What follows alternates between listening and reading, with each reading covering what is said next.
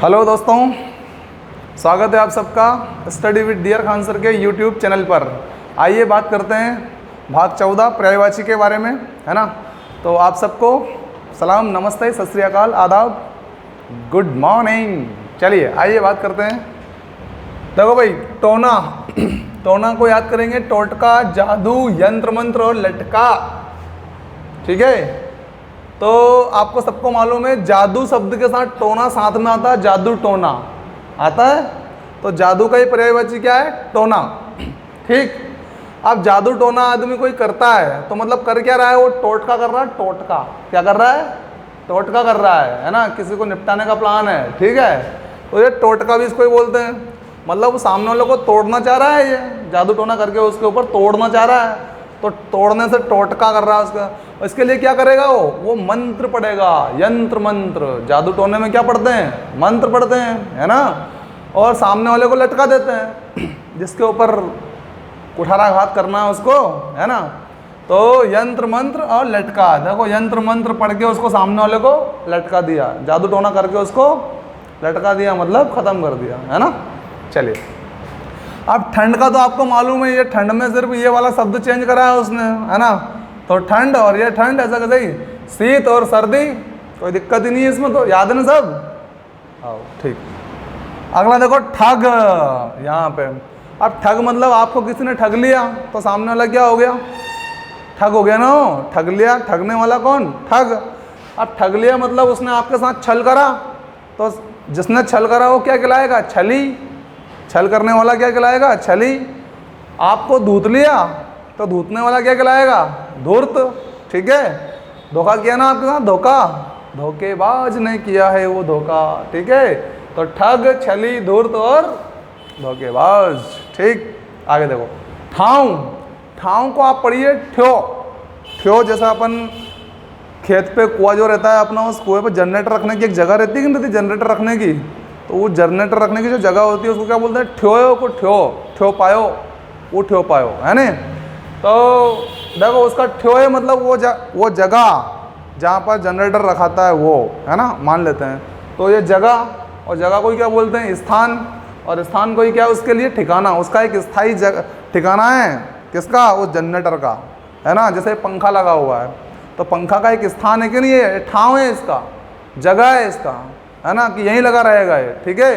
तो स्थान, जगह या इसका ठिकाना, या इसको बोलते हैं ठाव। क्या बोलते हैं? ठाव। ठीक, ठिकाना, ठिंगना। ठिंगना वो पढ़ेंगे अपन, बोना, वामन, नाटा। तो ठिंगना लड़का है कोई, ठिंगना मतलब बोना है वो, ये तो याद है, सिंपल वर्ड है। नाटा मतलब भी क्या होता है? छोटा। रीजनिंग में खूब पढ़ा होगा आपने, नाटा, है ना। और इसके बाद ये क्या है? वामन। तो इसको अगर नहीं याद है तो बिल्कुल सिंपल है, हमारा जो मन है ना, मन, वो छोटा सा ही है ना, छोटा सा है बिल्कुल। वाम, वो जो मन है ना, वो मन, वो छोटा सा है, मतलब नाटा है, ठीक है ना। तो छोटा, बोना, नाटा, वामन, ठिंगना, ये क्या है? ये पर्यायवाची है, ठीक है। अगला देखो, ठेठ। निपट, नीरा और बिल्कुल। अब अगर कोई मेहमान आपके घर आए तो आप फ़ोन लगा के पूछते हैं, वो जब वापस जाते हैं तो पहुंच गया ठेठ? तो पहुंच गया, बिल्कुल पहुंच गया ठेठ। देखो, ठेठ पहुंच गया मतलब जहाँ पहुंचना था वहाँ पहुंच गया, तो क्या बोलेंगे? बिल्कुल पहुंच गया, है ना। निपट गया। निपट गया मतलब चल चल के जहाँ से आ रहे थे वहाँ पहुँच जाएंगे, तो निपट जाओगे ना चलते चलते। अब निरोगा हो जाओगे बिल्कुल, नीरा। तो नीरा, निपट, ठेठ और बिल्कुल, ये सब एक दूसरे के क्या हो जाते हैं? पर्यायवाची। तो यहाँ से पकड़ना है आपको। ठेठ पहुँच गया तो सामने वाला क्या? बिल्कुल जहाँ पहुँचना था वहीं।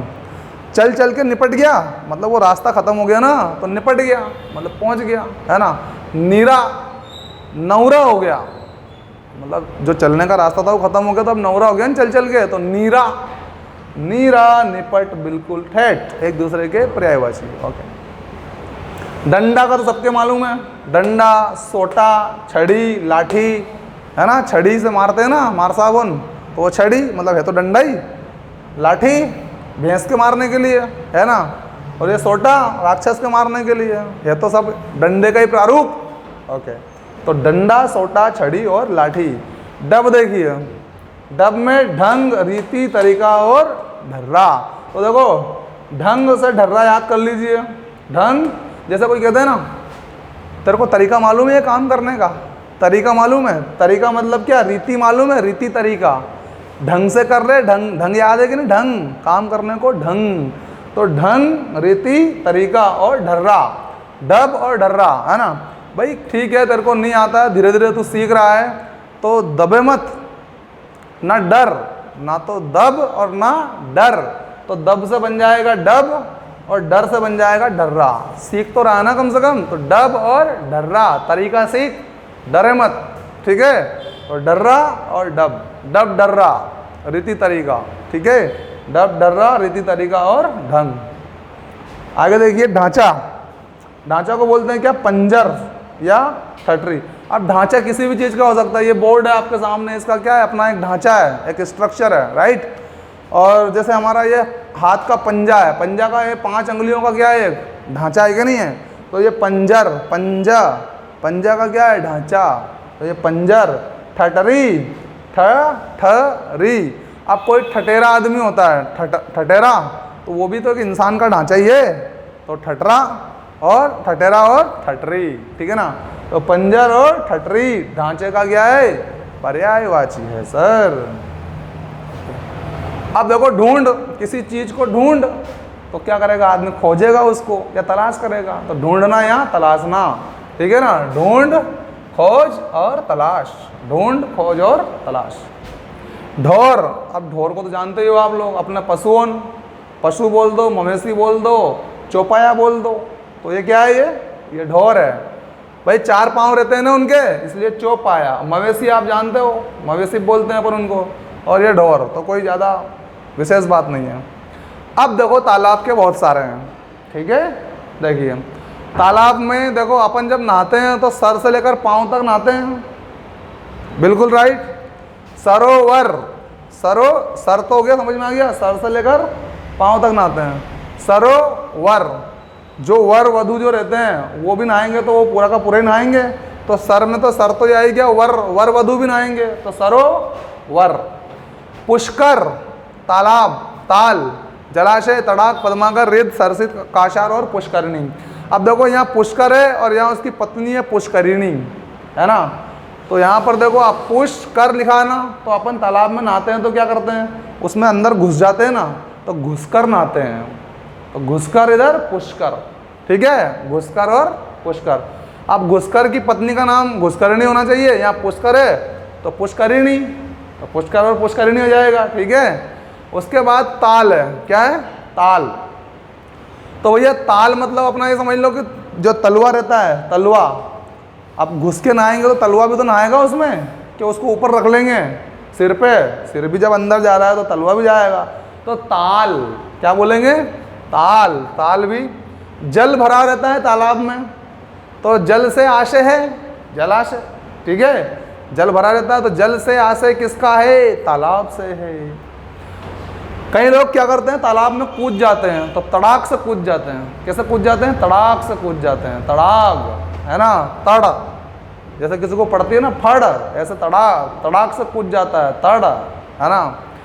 पद्माकर, पद मतलब क्या होता है भाई, पाँव, तो अभी बताया मैंने, पाँव का जब तला ही डूब गया तो पद, पाँव रुकेगा क्या, बचेगा क्या।